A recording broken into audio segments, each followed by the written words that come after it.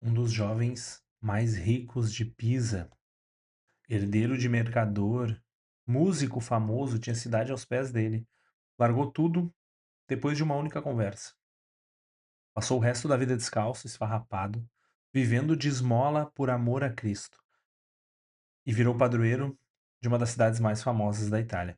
Eu tô aqui todo santo dia para a gente descobrir juntos todos os santos do dia. Eu sou o Thiago Lacerda e esse é o Todo Santo Dia do dia 17 de junho.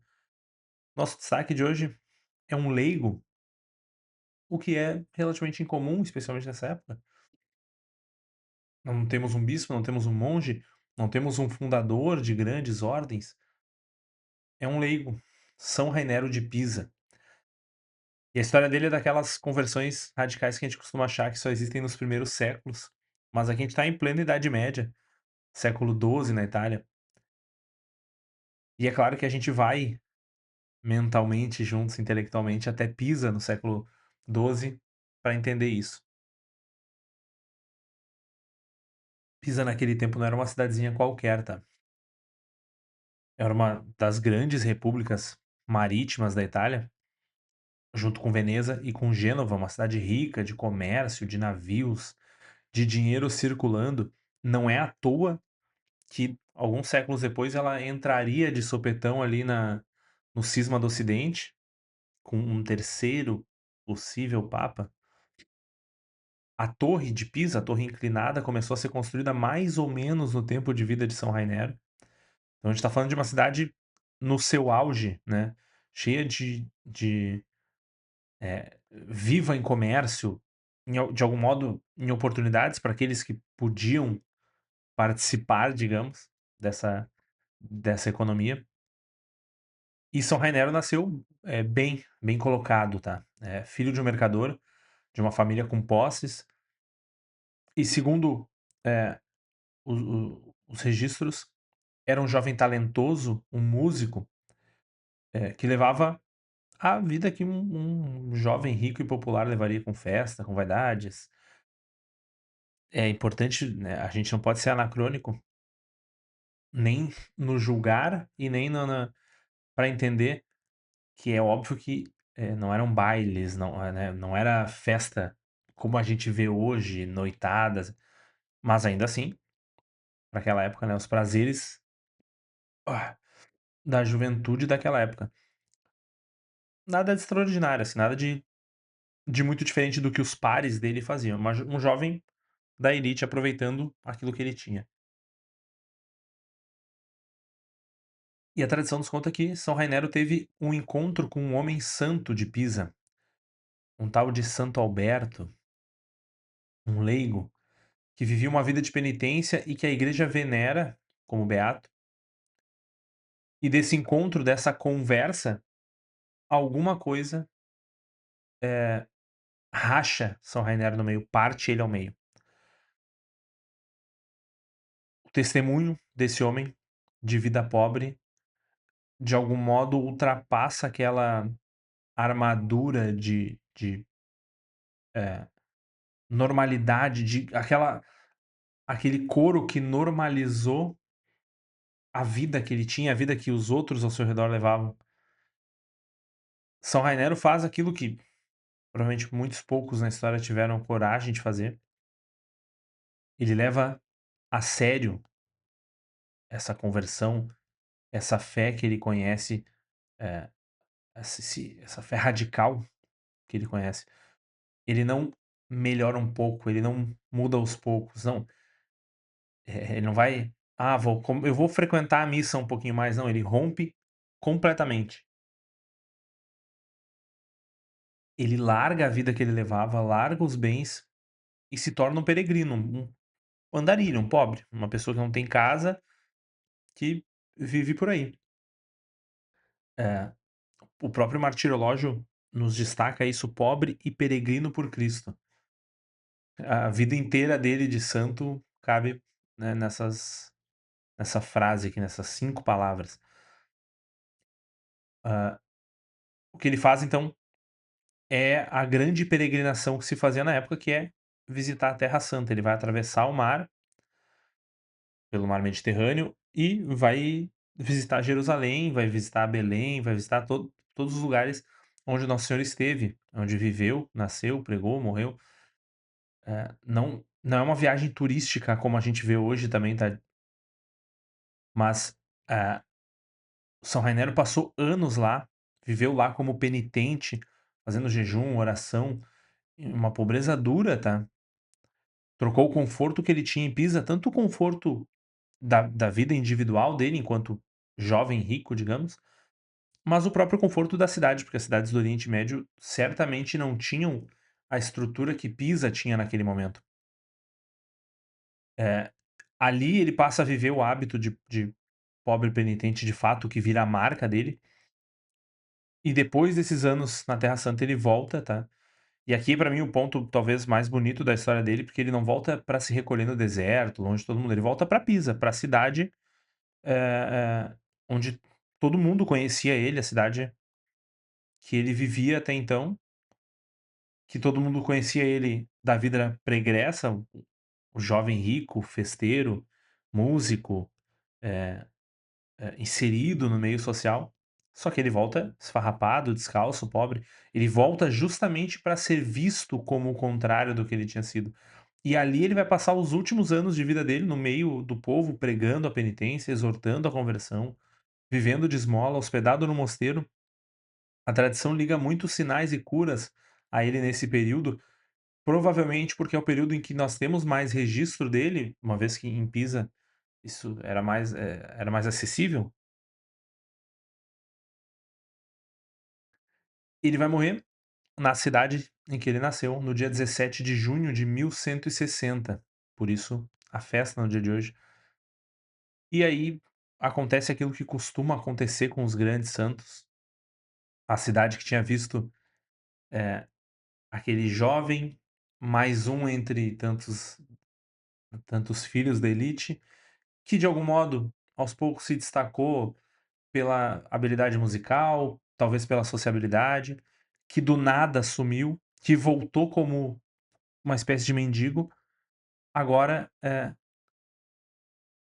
vai ao funeral dele, louvando ele e exaltando ele como um santo. O povo de Pisa aclama São Renero santo praticamente na hora, tá. Ele vai ser sepultado na catedral, do lado da torre, e ele se torna muito rapidamente o padroeiro de Pisa. Até hoje, todo dia 16, na véspera da festa, Pisa faz a luminária de San Ranieri, né, eles apagam toda a luz da cidade, iluminam as margens do rio Arno e as fachadas dos palácios ali, dos grandes prédios com dezenas de milhares de velas. A cidade inteira no escuro, acesa só por chamas em honra de um leigo que largou viveu a radicalidade da sua vida, tá. Vejam que curioso, muita gente hoje inclusive nem sabe que isso tem a ver com a festa relacionada a um santo, tá, turistas e tal. Vejam que interessante, a gente tá aqui mais ou menos 100 anos antes de São Francisco, de São Domingos, especialmente de São Francisco, pensando na história de São Renero. Eu sempre falo sobre isso, que os santos vivem os sonhos de Deus e Deus ele vai aplicando, digamos, aquelas coisas, ele vai colocando, o seu sonho nos corações, ele vai mexendo para que de algum modo, eh, aos poucos isso comece a acontecer.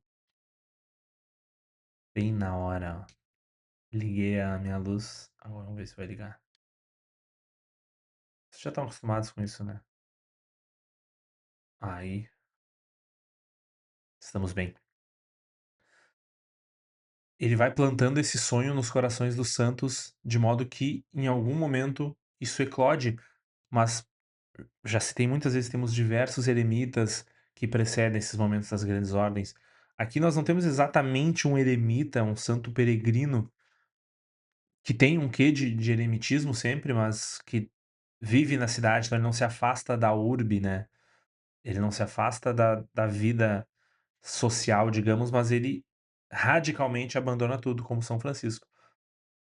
Então é muito interessante que a gente analise de longe, assim, pensando na história. E claro que ele sendo um leigo, a vida religiosa naquele momento não se encaixava na vida dele, por exemplo. Ainda não existia o franciscanismo, então ele é de fato um leigo que abandonou a vida por tudo. É, é interessante que a gente olhe para nossa vida enquanto leigos, para nossa escolha vocacional, para nossa busca pela santidade, e entenda, eh, qual é a radicalidade que eu preciso buscar, ou qual é a radicalidade que o meu estado de vida me permite, porque aqui a gente está falando de um leigo que não, não era casado, portanto, um leigo celibatário, solteiro. Dentro do estado de vida dele, isso é o que era viável. Essa radicalidade, talvez na minha vida, enquanto, pai de família, marido, isso não, essa radicalidade dele não seja viável, mas existam outras radicalidades que são. Tudo eu tô falando de radicalidade, pensando na raiz do evangelho, tá. Não é de "Não, vou virar, sei lá, um revolucionário", não, não é disso que eu tô falando. É viver o evangelho no osso, viver o evangelho, eh, até as últimas consequências, ao menos as viáveis, tá. A santidade, ela não é necessariamente tu mudar de profissão, tu mudar de cidade, mas ela é tu viver o evangelho no limite daquele estado que tu te comprometeu com Deus, tá. Não é "Ah, não, vou viver no limite da vocação profissional, da profissão que eu gostaria". Não, não é. Daquele compromisso que tu tem com Deus. Claro que vocês já sabem disso, estão cansados de saber que o dia 17 não é só o dia de São Rainero. A gente tem rainha de Portugal que virou freira, chefe de bandidos que se converteu, carpinteiro mártir do Vietnã, mais, sacerdotes presos em navios na Revolução Francesa, então a lista é muito grande. Mas antes dessa lista, eh, se esse conteúdo te ajuda, e eu sei que ele pode te ajudar, deixa o teu like, te inscreve no canal do Hub aqui. Considera virar membro, nós temos o link aqui embaixo para ser um apoiador, em breve com alguns bons benefícios, entre eles cupons para selo, nunca sei para que lado botar. Nossa loja de camisetas está online de novo, tá aqui embaixo também o link. Então, aqui embaixo tem uma porrada de links para ti, de tudo que é tipo de coisa. Deixa o teu like, te inscreve, reza por esse projeto, reza por mim, pela minha família, por favor, para que eu consiga estar aqui todos os dias com vocês, para que esse projeto chegue mais longe e de fato ajude as pessoas. Não sou eu que estou fazendo isso, tá, não sou eu que ajudo a santificar ninguém, mas os santos são ferramentas de santificação. Deus quis, desejou eles para que eles te ajudassem e me ajudassem na caminhada de santidade. Vamos para os nossos santos? E lembrando que esses santos aqui são os santos do Martirológio Romano, que são os mesmos que estão no nosso Martirológio Romano aqui embaixo, hubcatólico.com/martirológio, o link está aqui embaixo, que é justamente o martirológio, o único martirológio atualizado do mundo, até onde sabemos. São Rainero é o nosso destaque, ele não tá no destaque do martirológio, tá, ele vai estar no 8º elogio. Aqui nós tomamos a liberdade de destacar ele, mas, eh, é um dos santos dentro da ordem cronológica, tá. Nós temos no primeiro elogio os santos Blasto e Diógenes, mártires em Roma, tá, na Via Salária, que é uma daquelas estradas que saíam da cidade e costumavam ser ladeadas de túmulos e catacumbas. Aqui no final, eu não sei se nos outros estados, mas aqui no Rio Grande do Sul, por exemplo, quando tu vai por uma estradinha do interior, tu costuma achar muitos cemitérios, por exemplo, guardadas as devidas proporções, é mais ou menos isso.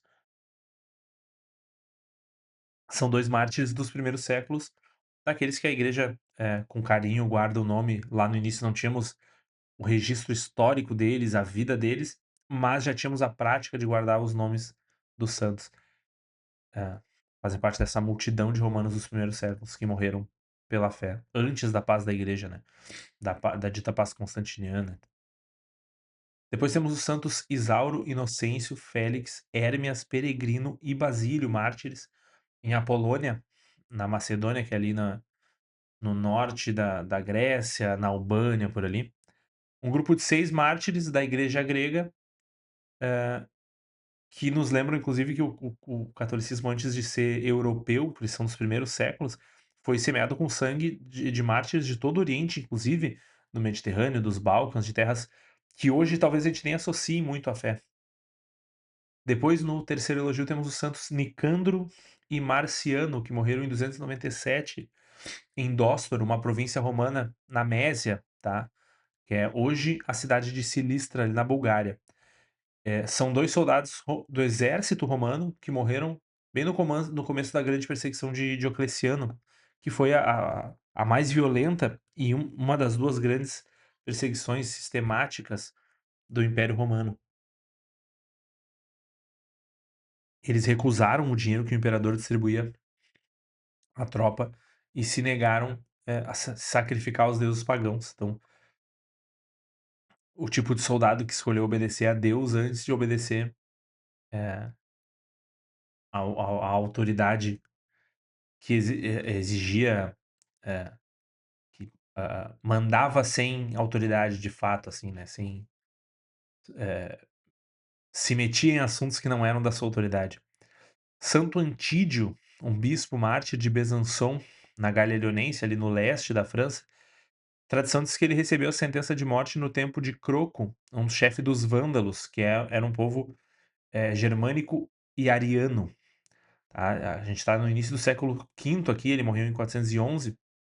Exatamente no período em que os povos bárbaros, especialmente germânicos, atravessavam o Reno e despedaçavam o Império Romano do Ocidente, tá. Os bispos eram muitas vezes os únicos que ficavam de pé diante da invasão ou, que combatiam a invasão.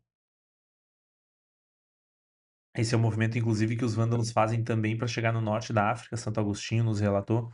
Claro que aqui a gente já está posterior, inclusive, mas eles cruzam a Europa para chegar ao norte da África e eles criam um reino vândalo ali no norte da África, onde era Império Romano, tá. Santo Hipácio, no quinto elogio, na Bitínia, território ali onde fica a Turquia, muito perto de Constantinopla, onde ficava Bizâncio, ele foi superior do mosteiro de Rufinianos, dos Rufinianos, e ficou conhecido pela vida austera, pelos jejuns rigorosos, por ensinar os monges a obediência, os leigos o temor de Deus. É uma das grandes figuras do monarquismo bizantino primitivo, tá, morreu em 446, ou seja, o início da vida monástica oriental. No sexto elogio, Santo Herveu, um eremita, da Bretanha, que é ali no extremo oeste da França, muito próximo da Grã-Bretanha, por isso o nome, naquela pontinha que fica, ali no oeste da França. É um dos santos mais queridos, tá, daquele momento, daquele catolicismo celta, digamos, extremamente poético. A tradição conta que ele era cego de nascença e que mesmo assim cantava com alegria as maravilhas do paraíso, era conhecido pelos seus hinos. eh e pelos seus ensinamentos poéticos mesmo, sabe, muito reflexo da sua cultura. Temos depois, Santo Avito, no sétimo elogio, um abade em Orleans, na Gália, também na França. Foi abade num tempo que, nós tínhamos a Gália Merovingia, tá, ela estava sendo evangelizada justamente através dos mosteiros, um por um. Eh, Santo Avito, perdão, acho que ainda vai sair um espirro. Santo Avito é um desses grandes abades que ajuda a evangelizar a França. O reino merovingio é o reino, dos francos que foi convertido sob o rei Clovis, mas é claro que não é o rei, se converte, aí o povo todo se converte. Esse trabalho vai acontecendo, o que o rei faz é facilitar a movimentação, às vezes, doar mosteiros, etcétera. Mas a França vai levar muito tempo ainda até que o catolicismo chegue no interior. A beata Teresa de Portugal, em Lorvão, em 1250, uma santa, muito próxima no final, porque, eh, da origem do Brasil, né, a gente vai alguns séculos depois a gente vai ter o Brasil sendo descoberto por essa mesma por essa mesma sequência de reinado. Ela foi filha do rei Sancho I de Portugal, se casou com Afonso IX de Leão, mas o casamento foi anulado por conta do parentesco. Ela volta para Portugal e se torna uma religiosa cisterciense no mosteiro de Lorvão, que ela própria reformou. A beata Sancha e a beata Mafalda, que são irmãs dela também, são, elas são conhecidas como o trio das rainhas santas de Portugal, tá. Em Portugal e aqui, ela é celebrada no dia 20 de junho. Não sei se elas não têm um dia junto, junto também. O beato Pedro Gambacorta, eh, em Veneza, no norte da Itália, em 1435, ele vem de uma família poderosa de Pisa, os Gambacorta, mas largou a nobreza para viver como eremita, muito próximo da história que nós vimos hoje, inclusive, né, mesma cidade. E tem aqui uma das histórias também, ele fundou a Ordem dos Eremitas de São Jerônimo. Os primeiros, companheiros dele foram um bando de ladrões, de assaltantes de beira de estrada que ele converteu e que trocaram a vida de crime pela de oração. O beato Paulo Burali, bispo em Nápoles, ele era dos clérigos regulares teatinos, se tornou bispo de Piacenza, depois de Nápoles, em 1578. Foi um homem da Reforma Católica, tá? Um grande homem da Reforma Católica, da geração que veio logo depois do Concílio de Trento, para reerguer a disciplina da igreja, firmar o povo na fé. Tempo bem turbulento para a igreja na Europa e para a Europa como um todo. O beato Filipe Papon, sacerdote mártir, morreu em 1794 num navio, prisão ao largo de Roquefort, na costa da França. Ele foi pároco em Autun e, por conta do sacerdócio da sua paróquia, foi condenado, no mesmo nos mesmos navios onde centenas de padres morreram ali amontoados em condições desumanas. São Pedro Da, mártir de Tonkin, no Vietnã, em 1862, um carpinteiro e sacristão da paróquia, morreu na perseguição do imperador Tuduk, uma perseguição que a gente já falou muitas vezes aqui, martirizou milhares de católicos vietnamitas. Ele foi torturado de diversas maneiras, não negou a fé e acabou morrendo na fogueira, tá. E por fim, o beato José Maria Cassan, um presbítero que morreu em 1903, no mosteiro, de Santa Maria do Deserto, perto de Toulouse, na França. Ele foi um monge trapista da ordem cisterciense, da antiga observância dos trapistas, é um ramo dos cistercienses, tá. Talvez aos olhos do mundo não tenha feito nada de espetacular, mas ele ficou conhecido justamente por ser um exemplo admirável de paciência, de entrega, de sofrimento na doença, morreu jovem de tuberculose. É essa entidade, escondida atrás das 4 paredes, que a gente sempre fala aqui. Bom, me conta nos comentários, quais desses santos te chamaram mais atenção? Tu já tinha ouvido falar de São Rainero, da Luminária de Pisa? Me conta aí, manda esse vídeo para alguém que nunca tinha ouvido falar da história, que acha que esse tipo de santidade não existe mais, ou que nunca existiu. Deixa o teu like, a tua inscrição, não esquece de vir aqui embaixo ver todos os nossos links, a nossa loja de camisetas a selo, que está com a coleção Regra ainda em promoção, R$ 89,90 as camisetas, e a gente está lançando os moletons também, então dá uma olhada lá, vistacelo.com.br, o link está aqui embaixo, bem fácil. Te inscreve no canal, deixa teu like, eu te espero amanhã para mais um Todo Santo Dia. Tchau.